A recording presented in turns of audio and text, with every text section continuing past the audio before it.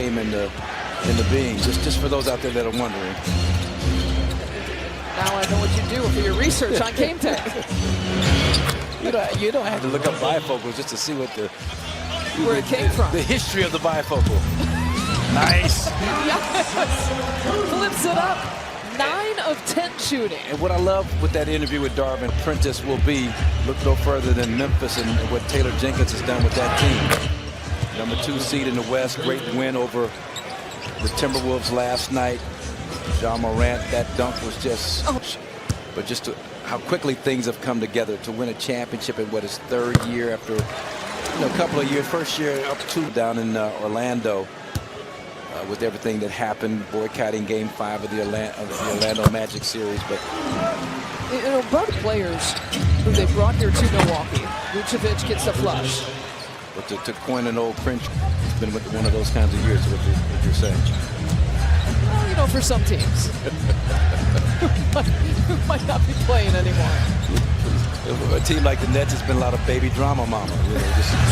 Exactly. And now that. However you say it.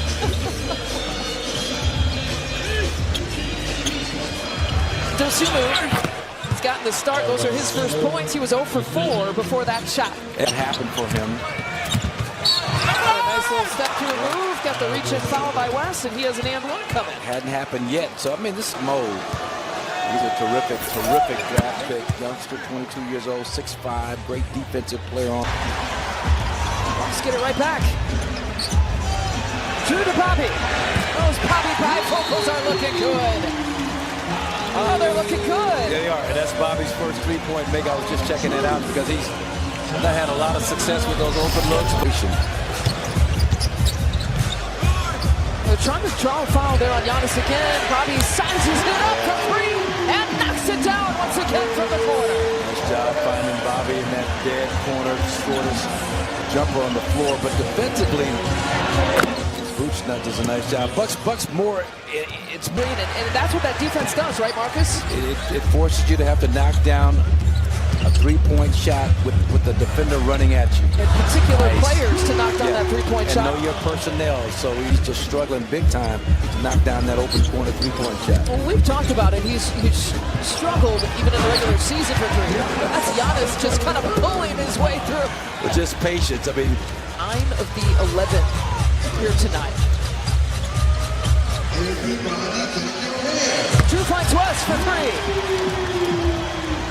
Bucks starting to refine the range on the outside and find their rhythm offensively.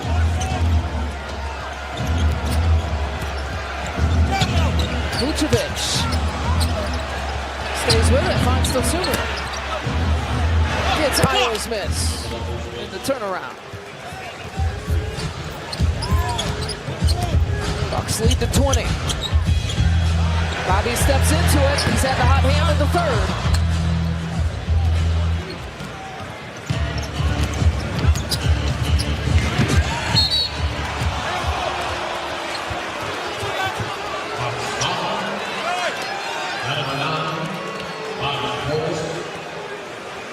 And Bobby picks up his first.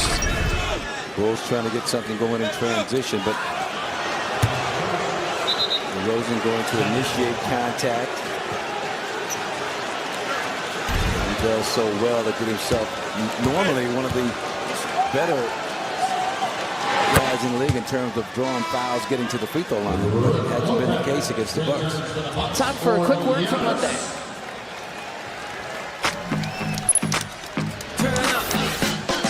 It's your journey. Own it in the Hyundai Tucson. One thing that Drew Holiday, he talked about, I think after game 2, when DeMar DeRozan had his playoff career high 41 points, you got to get him out of rhythm, right? And he talked about kind of the between the legs rhythm dribble that he gets himself going to kind of build momentum for that mid-range. Here's Drew offensively, too strong. Well, and they're getting the ball out of his hands early. Watch this possession here. As he comes up, you see Brook Lopez right there going to double team him, trap him, make him give up the basketball. He didn't even have space to even take a look at the basket. Just showing him that kind of a crowd. When you make a guy like Derrick Jones Jr. have to knock down a contested pulling a three-point shot. It's just been a recurring type of an approach. That's a tall task for him to do. He's 1 for 5 here tonight. And Bobby picks up the offensive foul. And the other thing, talking about the Bucks defensively, that stood out to me, Lisa, is the fact the Bulls are number 7 overall in offense, but they're just, and that's against man-to-man. They're just 21st against zone defenses. You know, 0.933 points per possession. Bucks are in a kind of a hybrid zone. You look at, I mean, Brook Lopez is playing normally center field, but that's usually back in the key in that drop defensive alignment. He's meeting DeRozan at the top of the key. Other guys behind him are basically zoning it up and forcing the Bulls to look at a clogged paint, so that the only thing that's available to them is that kick-out pass for contested jumpers.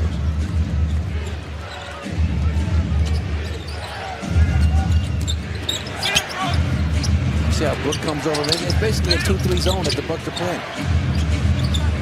And they're forcing everybody else to try to beat them with the Bulls. And with no Caruso and no Levine, they're kind of running out of options. You got to be cute with it because you only get 2.9 seconds in the key. So if you're on that weak side as a defender, you got to make sure you get in and out so you don't get the illegal defense called against you. But I can't recall the last time we've had an illegal D called against the Bucks in this series, if there's been one. That shows you the IQ of the players on this team defensively, and that comes from being well coached.